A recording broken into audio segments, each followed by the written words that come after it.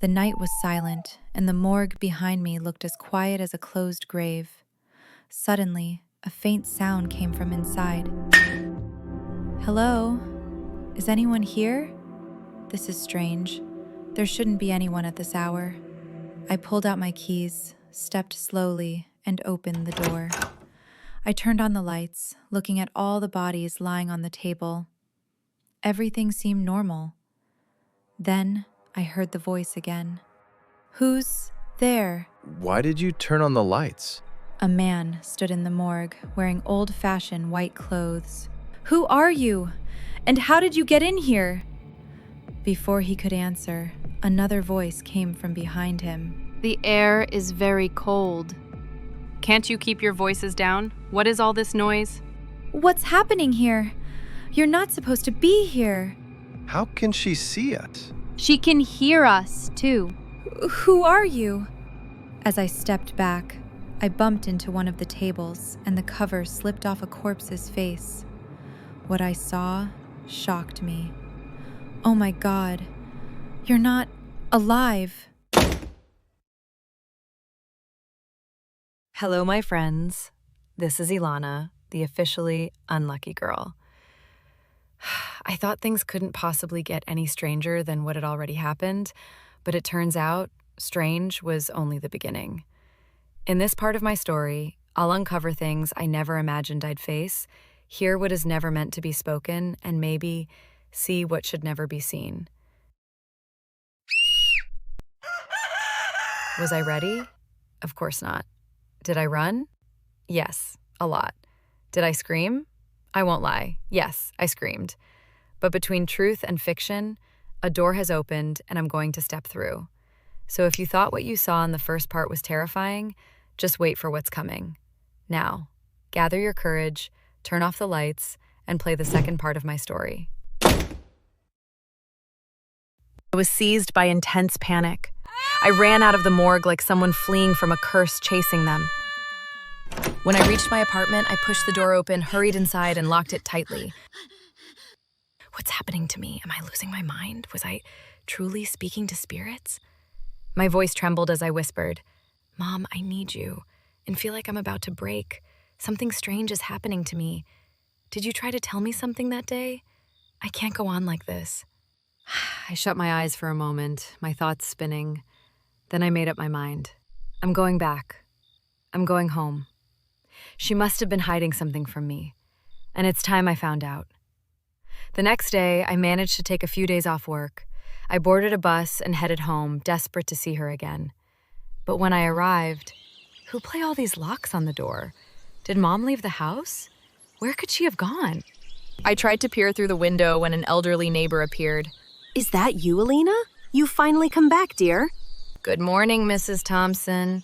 Do you know where my mother went, and why are there so many locks on the door?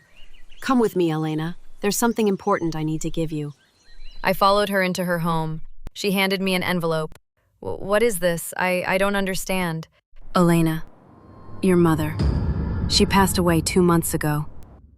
Well, I couldn't believe what I was hearing. Tears burned in my eyes. How? How did this happen? After you left, she fell ill. She missed you terribly. Spoke about you all the time. Before she passed, she gave me this letter and told me to give it to you when you returned. I opened the envelope.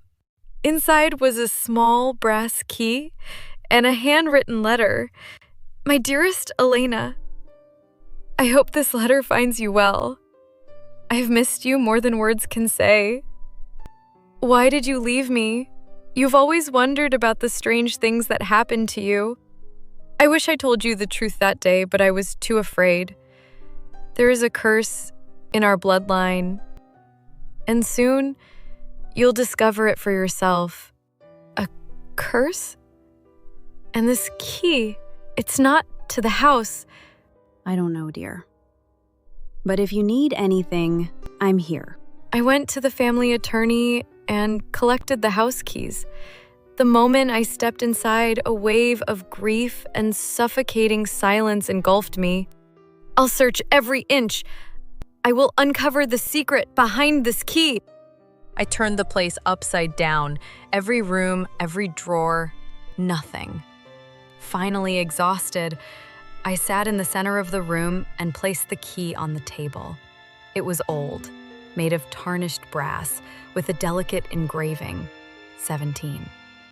17. What does that mean? Not a room number, not a locker, not even a date I recognize. My eyes scanned the walls until they landed on an old photograph.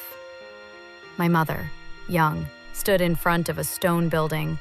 Behind her, a faded sign read, St. Clair's Orphanage, room 17. 17? An orphanage? She never told me she grew up in an orphanage. I rushed to an old filing cabinet, flipping through dusty folders until I found one, her full name, Marianne Clark. Inside were adoption papers and a medical report stating she had been found as an infant in Wing 17 of St. Clair's Orphanage. No, it can't be. This key, it's for that wing. And in that moment, I knew I had to go there. The next day, I took a taxi to the outskirts of town where the abandoned orphanage still stood. You sure about St. Clair's? That place has been empty for decades. I'm sure. Please drop me off here. The building loomed, cold and crumbling. It wasn't hard to slip inside. My footsteps echoed through the cracked halls, peeling paint hanging like dead skin from the walls. At last, I reached a rusted door marked with a crooked sign, Wing 17. I pulled out the key. The lock resisted, then gave way with a groaning creak. Inside, the air was thick with mold and silence. I turned on my flashlight. What is this place? At the end of the hallway was a small room, a decaying bed, an old wardrobe, and in the corner, a tall mirror draped in black cloth. I approached it and pulled the cloth away.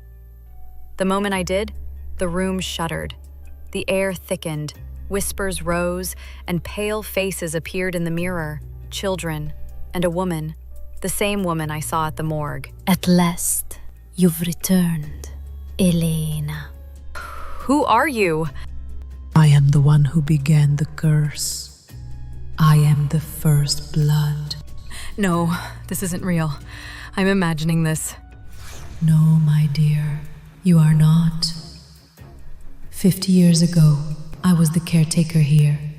I performed experiments on the children, searching for a way to tether souls to their bodies. And I succeeded.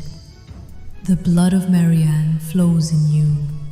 That is why you possess the eye, the gift of seeing what others cannot. No, that's madness. My mother had nothing to do with this. Oh, but she did. She was the only one who survived. I stood frozen, staring into the mirror. Elena, you're the only one who can end this. But remember one thing. What? You're not just Marianne's daughter. You are what's left of the project. You carry something that should never have been passed down. Me? You are the vessel, the one they've been waiting for. The spirits will come for you, and nothing will stop them. No, I won't be anyone's vessel. Then close the door, and I will help you. How? Tell me what to do. Suddenly, her hand reached out from the mirror, the surface rippling like water. She grabbed mine, her touch icy, and my mind was flooded with visions. I saw the children's final moments, the orphanage alive and burning, and my mother, young and smiling. The door will close the same way it was. Alina, break this mirror. Now. Her voice faded into silence. I grabbed a heavy wooden beam and swung with all my strength. The mirror shattered into 1,000 shards, scattering across the floor. From the center of the fragments, her voice echoed one last time. You want to seal the door. Put a drop of your blood on the key. But be ready. You will never be the same. Without hesitation, I pulled a small knife from my pocket, cut my finger, and let a single drop fall into the brass key my mother had left me. The air shifted, then stilled. Everything went quiet, like time itself had paused. I felt something being torn from inside me, and in a single breath, the world returned to normal. I left the orphanage with a strange heaviness in my chest. The next morning, I woke and went to wash my face. When I looked in the mirror, I saw my eyes. For so long, I thought I was cursed, haunted by endless misfortune, a shadow that walks where life refuses to go. But I was wrong. I was never hunted by spirits. I was invited to understand them. Sometimes the curse isn't in what we see, but in our fear of seeing it.